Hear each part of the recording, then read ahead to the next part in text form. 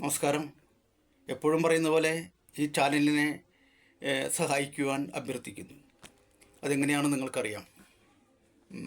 ഞാൻ ഒരു വർഷം മുമ്പ് കണ്ട ഒരു ആഫ്രിക്കൻ സിനിമയിൽ ഇങ്ങനെ ഒരു രംഗമുണ്ട്.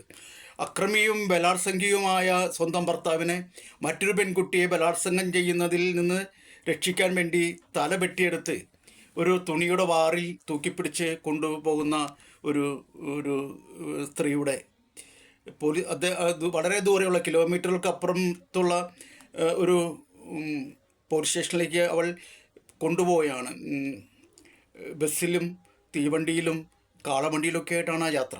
ഇത്രയും നീണ്ട യാത്രയിൽ ഉടനീളം ഈ തൂക്കി പിടിച്ചിട്ടുള്ള ഈ ഭർത്താവിൻ്റെ ശിരസ് അവളുടെ കയ്യിലുണ്ട്. നമുക്ക് ഏറെക്കുറെ കാളിയെ ഓർമ്മ വരും. കാളിയുടെ നമ്മൾ പതിവ് കാണുന്ന ചിത്രത്തെ ഓർമ്മ വരും.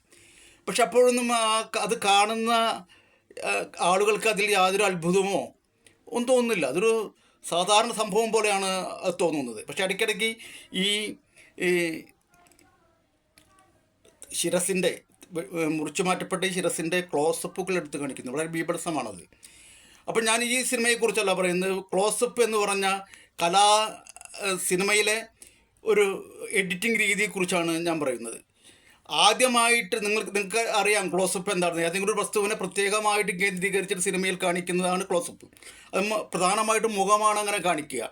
ആദ്യമായിട്ട് ഒരാളുടെ മുഖം സ്ക്രീനിൽ നിറയെ ക്ലോസപ്പിൻ്റെ രീതിയിൽ കണ്ടപ്പോൾ ജനങ്ങൾ വിചാരിച്ചത് ഇത് ആരുടെയോ വെട്ടിയെടുത്തൊരു തലയാണ്, അല്ലെങ്കിൽ ഒരു പ്രേതമാണ്, അല്ലെങ്കിൽ ഒരു ശരീരത്തിൻ്റെ ഭാഗമാണെന്നൊരു ബോധം പ്രേക്ഷകനുണ്ടായില്ല.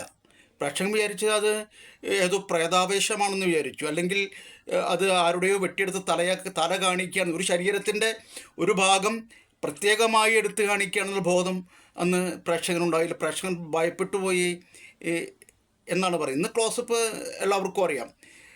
സിനിമ അതിമനോഹരമായിട്ട് ഉപയോഗിക്കുന്ന എല്ലാ സംവിധായകരും ഈ ക്ലോസപ്പ് എന്ന് പറയുന്ന സങ്കേതത്തെ ഉപയോഗിക്കുന്നുണ്ട്. അതിൽ തന്നെ ഏറ്റവും പ്രധാനമാണ് അമേരിക്കൻ സംവിധായകനായ ഇതിഹാസ സംവിധായകൻ എന്ന് അറിയപ്പെടുന്ന ഗ്രിഫിത്തിൻ്റെ സിനിമകൾ. ക്ലോസപ്പ് എന്ന് പറയുന്ന സമ്പ്രദായത്തിൻ്റെ കൂടുതൽ വിവരങ്ങൾ ഞാൻ അടുത്ത സിനിമയിൽ പറയാം. അടുത്ത സിനിമയിലല്ല, അടുത്ത എപ്പിസോഡിൽ ഞാൻ പറയാം. നമസ്കാരം.